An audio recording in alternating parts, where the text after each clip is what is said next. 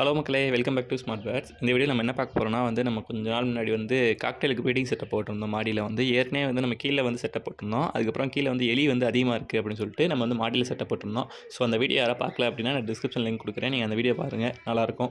So இந்த video என்ன பார்க்க போகிறோம்னா அந்த செட்டப்பில் அடுத்து என்னென்ன சேஞ்சஸ் பண்ணியிருக்கோம், எது சேஞ்சஸ் நடந்துச்சா என்னங்கிறத இந்த வீடியோ பார்க்க போகிறோம். நம்ம எந்த சேஞ்சஸ் பண்ணல, அந்த காக்டெயில் பெல்லாம் விட்டு அது மாதிரியே இருக்குது. நம்ம எந்த டிஸ்டர்புமே பண்ணல. ஃபுட்டு மட்டும் நம்ம ப்ராப்பராக வச்சுட்ருக்கோம். ஸோ இதில் இந்த தடவை நம்ம என்னென்ன பிரச்சனை ஃபேஸ் பண்ணுறோம் மாடியில் அப்படின்றது தான் இந்த வீடியோவில் பார்க்க போகிறோம்.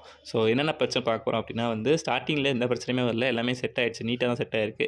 ஸோ இப்போ ப்ரீடிங் பாக்ஸ்லாம் கொஞ்சம் அக்சஸ் பண்ண ஆரம்பிச்சிச்சு. மேபி எக் வச்சிருக்க வாய்ப்பு இருக்குன்னு நினைக்கிறேன். நம்ம எக் செக் பண்ணல, கொஞ்சம் வெயிட் பண்ணி பார்ப்போம் அப்படின்னு பார்த்தோம். இப்போ கீழே பார்த்தீங்கன்னா ஃபீமேல் இப்போ ப்ரீடிங் பாக்ஸ்க்குள்ளே போயிருக்கு. மேலே மற்றதை அக்சஸ் பண்ணுது, எது போல் இப்போ நம்ம நிற்கிறது கூட தெரியாமல் ஃபீமேல் ப்ரீடிங் பாக்ஸில் இருக்குது. ஸோ எக் வச்சிருக்க வாய்ப்பு இருக்குது. ஸோ நம்ம அடுத்த அப்டேட்டில் ஓப்பன் பண்ணி உள்ளே இருக்கா இல்லையான்றதை பார்ப்போம். இப்போ இந்த வீடியோ என்ன பார்க்க போகிறோம்னா இப்போ நீங்கள் பார்க்குறீங்கல்ல அந்த லுட்டினோ காக்டெயில் ஃபீமேல்.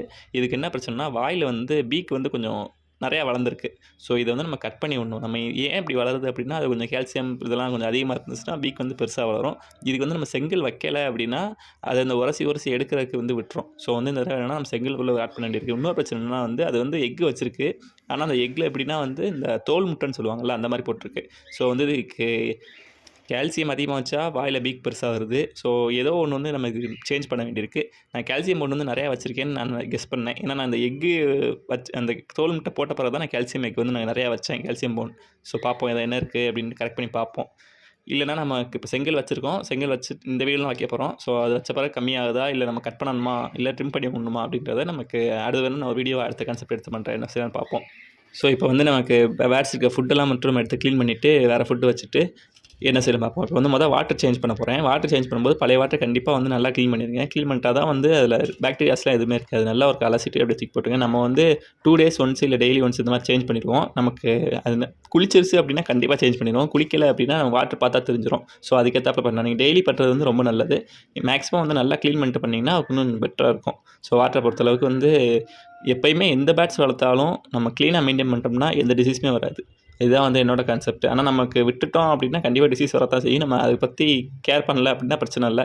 ரொம்ப கேர் பண்ணுறோம் அப்படின்னா நம்ம கண்டிப்பாக கேஜ் க்ளீனாக இருக்கணும். அதான் ஃபஸ்ட்டு.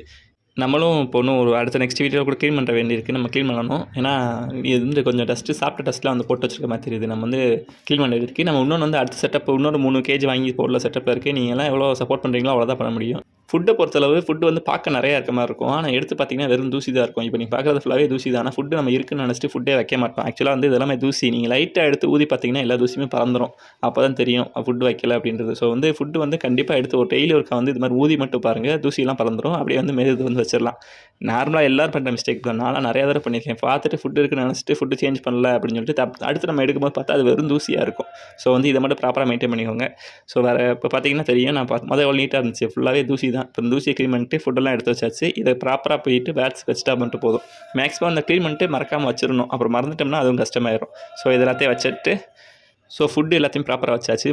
பேட்ஸ் பயப்படக்கூடாது. பயந்தாலே ப்ரீட் ஆகாது. இப்போ எனக்குலாம் இப்போ இன்னும் சில மைனஸ் கேள்விப்பட்டேன். அது இனிமேல் நம்ம எப்படின்னு ஃபேஸ் பண்ணணும். என்னென்ன பிரச்சனைனா வெளியிலேருந்து வேறு பேட்ஸ் உள்ளே வருது, பேட்ஸ் காக்கில் அட்டாக் பண்ணுற மாதிரி வருது அப்படின்னு சொன்னாங்க. ஸோ அது என்னன்ற பார்க்க வேண்டியிருக்கு.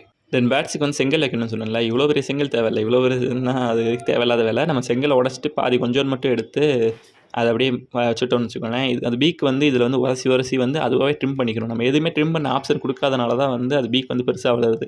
நம்ம ஏதாவது நமக்கு அது கொடுத்தோம் அப்படின்னா கண்டிப்பாக அதை மெயின்டைன் பண்ணிக்கிறோம். ஸோ இந்த சைஸ் செங்கல் போதும். இதை போய் அப்படியே வச்சு விட்டாச்சு. ஸோ நம்ம இந்த வீடியோட கான்செப்ட் இவ்வளோ தான்.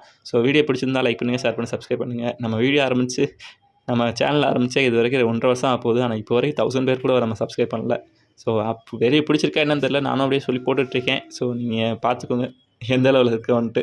ஸோ நீங்கள் ஹெல்ப் பண்ணால் தான் எனக்கு கொஞ்சம் மோட்டிவேஷனாக இருக்கும். எனக்கே வீடியோ போகிற இன்ட்ரெஸ்ட் இல்லாமல் தான் பண்ணிகிட்ருக்கேன். ஸோ கொஞ்சம் பார்த்து பண்ணி விட்டிங்கன்னா நல்லாயிருக்கும். ஸோ தேங்க்யூ ஃபார் வாட்சிங். இல்லைனா